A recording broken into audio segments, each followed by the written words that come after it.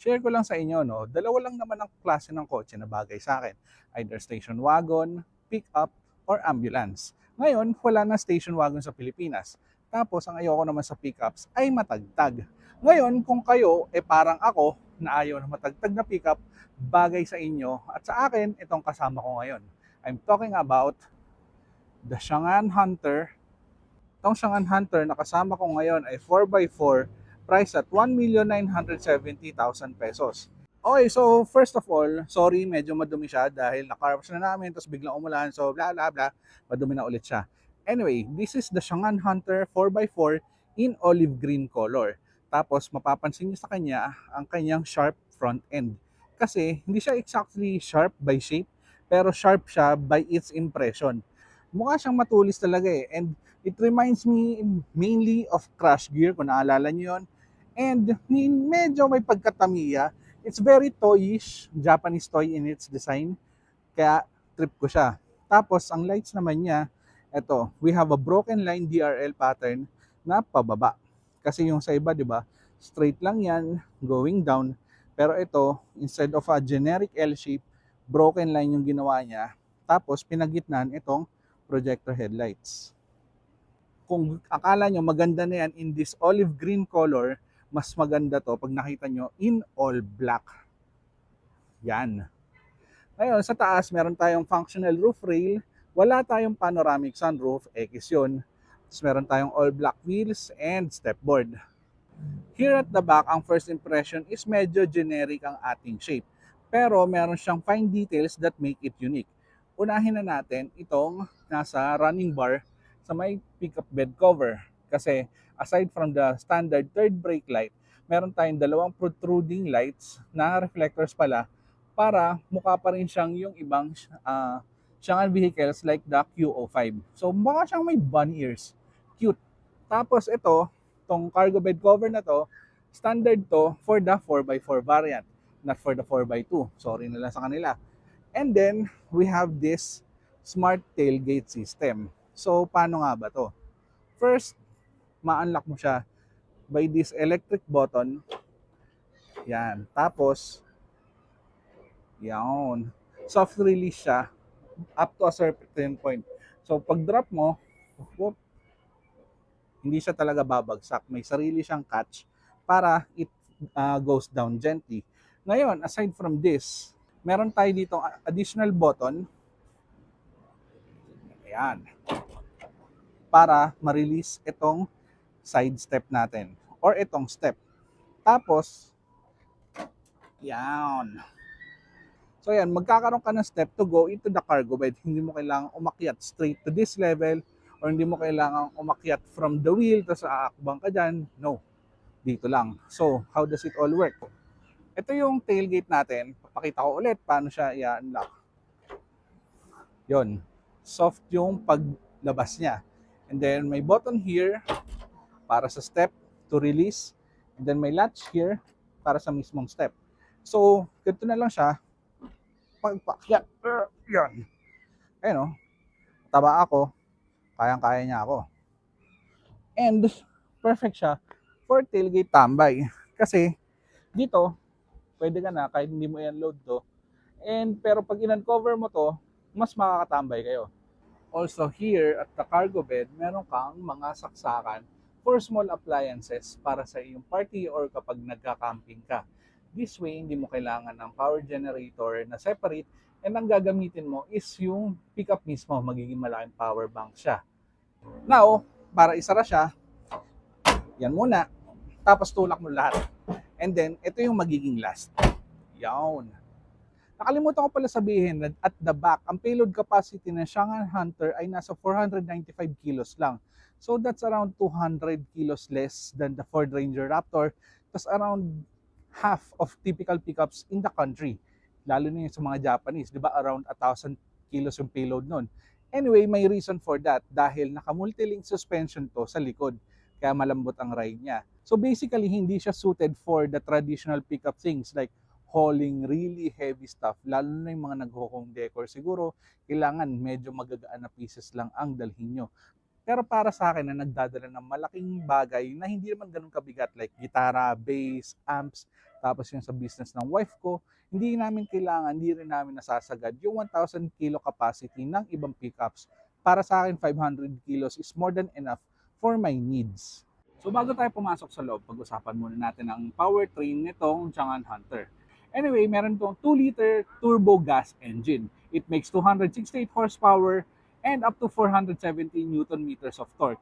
Dahil meron din tayong dalawang electric motors front and back dahil 4x4 to, and meron 31.8 kilowatt hour battery. Now, this engine is not interacting directly to the wheels. It's only a generator, power source lang siya nung battery. Ang combined range natin ay 1,031 kilometers, tapos kung EV only, up to 180 kilometers. Hindi na masama. Considering pick up to at 4x4, 118 pure EV, dami nun kung city driving.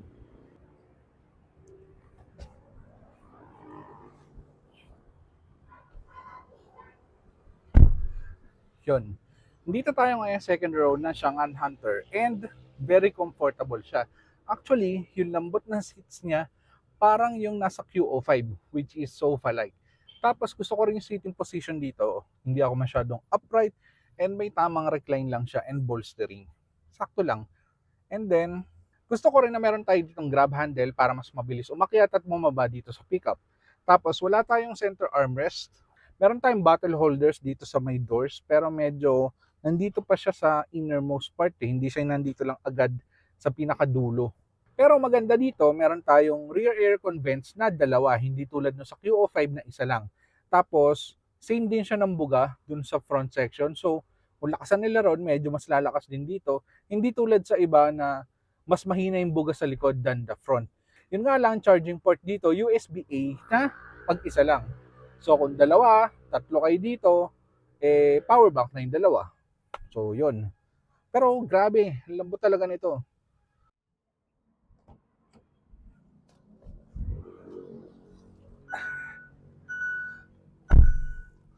Andito tayo ngayon sa front section ng Changan Hunter and maninibago kayo dito from the get-go kasi pag hinanap nyo ang ignition button, wala tayong ignition dahil ito ay gagana automatically kapag nag-press ka ng brakes kung nasa yung susi.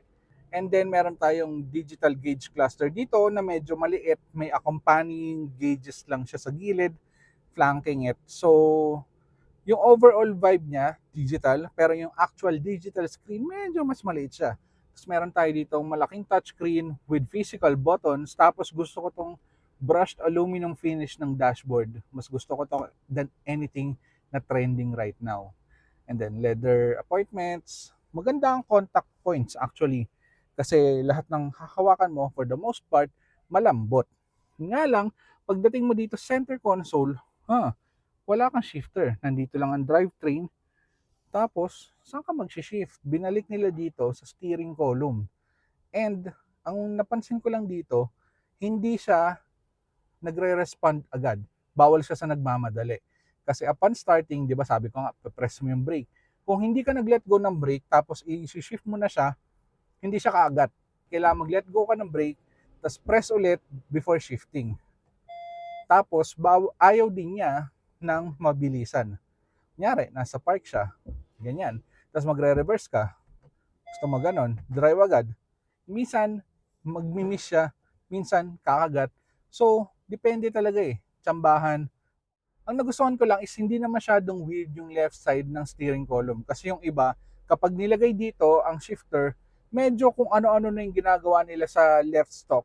So, most of the controls nilalagay nila sa touchscreen. Dito, hindi. You still have a turning knob para sa wipers. Whoop! Tapos, traditional turn signal pa rin siya.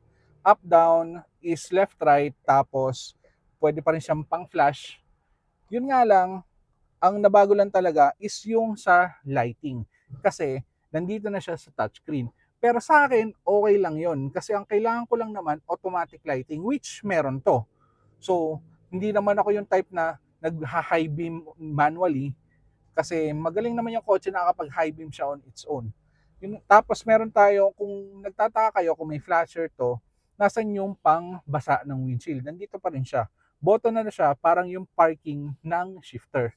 So right button is parking dito, tapos left button pang windshield washer. Ngayon, pagdating naman dito, meron tayo ditong cubbyhole na malaki, rubberized para hindi masyadong lumilipad-lipad ang gamit nyo.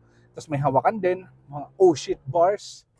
And then meron tayong ditong mas malaking bottle holder, cup holder, another cubbyhole, pwede yung key. Tapos wireless charger with cooling pad. And then itong center armrest. Tapos meron pa tayong space sa ilalim for another cubbyhole. Tapos meron dalawang USB port and isang 12-volt socket. Ngayon, pagdating naman sa steering wheel, hindi na to katulad ng QO5 na madalas akong nakakapindot by turning. Ito, recessed yung bottom buttons niya. Yung buttons sa baba.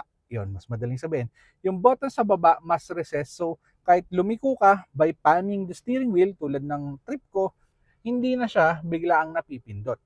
And then, flat bottom steering wheel natin, pero curve pa rin yung taas. So, kapag lumiko ka, tas babalik siyang mas smooth siya sa kamay. Bago ko makalimutan, the driver seat is 6-way power adjust, tapos the front passenger seat is 4-way power adjust. Kailangan lang natin pag-usapan saglit itong touchscreen kasi marami akong issue sa kanya. Meron siyang wireless Apple CarPlay, pero for some reason, hindi ako makakonect. I tried pero hindi ako makakonect. Meron din naman tong wired Apple CarPlay, kaso ang problema ko doon is connection is also a hit or miss. Minsan kailangan mong ikabit na siya before starting the car, minsan kailangan mo siya ikabit after starting the car, and minsan while driving, madidisconnect siya. Mas nakakairita yung what happens when you turn off the car. Kasi, as I mentioned earlier, starting the car only involves the key and stepping on the brakes. So, paano mo siya papatayin? You have this home, tapos meron siyang drop-down menu, and dito sa drop-down menu, merong power down. That's how you turn off the car. Ang problema dyan, minsan, nag-disconnect ka na sa Apple CarPlay, nakikita mo okay na yung phone mo, you power down the car, lakad-lakad ka na papunta sa destination mo, tapos pagtingin mo sa phone mo, walang volume, hindi mo ma-adjust. Nakalagay, C pa din. Bakit? That means naka-CarPlay pa rin siya dito. Hindi ko alam if it's the fault of the car or the fault of my phone dahil luma na siya relatively and gusto niya magpapalit. Pero it happens a lot. I have to reboot my phone para lang magamit, para lang magkaroon ulit siya ng volume. And other times naman, the car, pag nag-disconnect siya or hindi siya makakonect sa Apple CarPlay, so kailangan ko siyang patayin ulit para lang matry if it's already connecting. Pero pag hindi, anak ng towa, kailangan ko siyang restart tapos i-restart ko rin yung phone ko. Hindi ko alam kung sino may kasalanan para may dalawang anak na makulit. 'Di ba? Isa pang issue, kunyari naka-CarPlay ka, hindi mo agad ma-drop down to menu na to. Kailangan pang pumunta sa home. So it involves a few more clicks. Yun lang ang maganda dito sa touchscreen system ng Chang'an Hunter ay hindi ko na siya masyadong ginagalaw if everything turns out fine. So I'm driving, hindi ko na siya kailangan halongkatin pa kasi may button dito for the drive mode. Hindi ko naman laging ginagalaw yung powertrain mode or if ever I do, ginagalaw ko siya before driving off from my location kasi hindi naman ako magpapalit nun in the middle of the drive. Kung tansya ko na magha-highway ako, I use fuel priority. Kung feel ko mainly city driving lang, I choose EV priority. So, hindi ko siya ginagalaw in the middle of the drive. Yun nandito lang ang ginagalaw ko, which is the normal Eco Sport. So for the first time in Philippine car review history, ako ay nagpalit ng damit in one car review. And paikot-ikot ako ngayon dito sa rooftop ng isang building dahil ako ay naubusan ng oras at lokasyon. So bear with me, sorry, pasensya na, wala akong continuation. Anyway, I'm now driving the Chang'an Hunter 4x4. Sabi ko, this pickup is a revelation for me. Bakit? Kasi grabe ang kanyang ride comfort. Akala ko comfortable na yung Navara, pero it has a compromise, mabigat ang steering nun. Akala ko okay na yung Ford Ranger, pero may compromise din, masyadong malambot ang steering nun for me. Ngayon, dito sa Chang'an Hunter, very, very crossover-like ang kanyang suspension. Nasabi ko nga, di ba, na kaya mababa ang kanyang payload capacity sa cargo bed ay dahil naka-multilink suspension siya doon sa likod.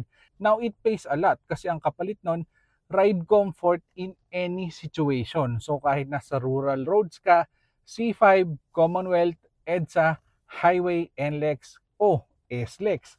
Hindi naman siya perfect in terms of suspension kasi kung wala kang laman sa likod, ganun pa rin. Medyo ramdam mo na magaan siya doon, hollow.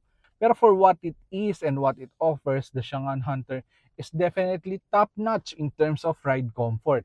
Ngayon, yung ride comfort na yun is complemented by a good steering system kasi may tatlong modes tayo dito. So, pwede mo siyang i-tailor fit sa preference mo. Merong standard, sporty, and comfort. So, yung comfort ang pinakamagaan and sporty yung pinaka-firm.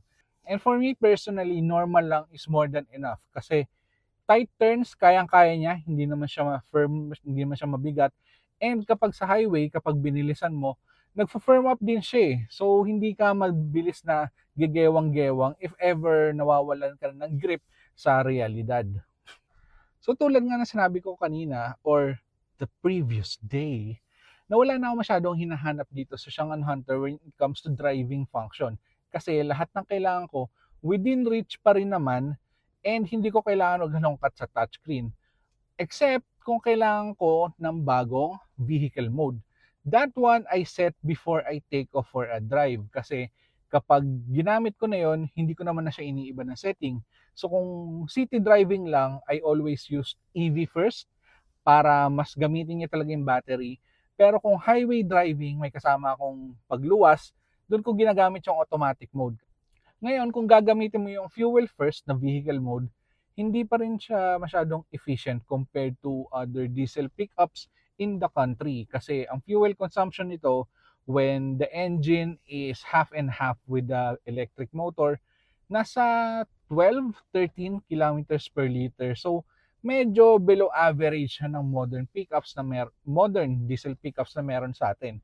Ngayon, bakit ganon? That's because pag nag-on yung engine, it's on high rev lagi. Hindi siya bumababa ng rev kahit na mag-coasting ka.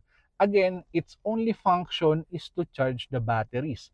So, hindi niya kailangan mag-lower rev. And to charge the batteries at the same rate you're depleting the charge, kailangan niya ng high rev. So, para mas matipid mo talaga yung gas dito sa Shangan Hunter, you should use EV first or automatic mode.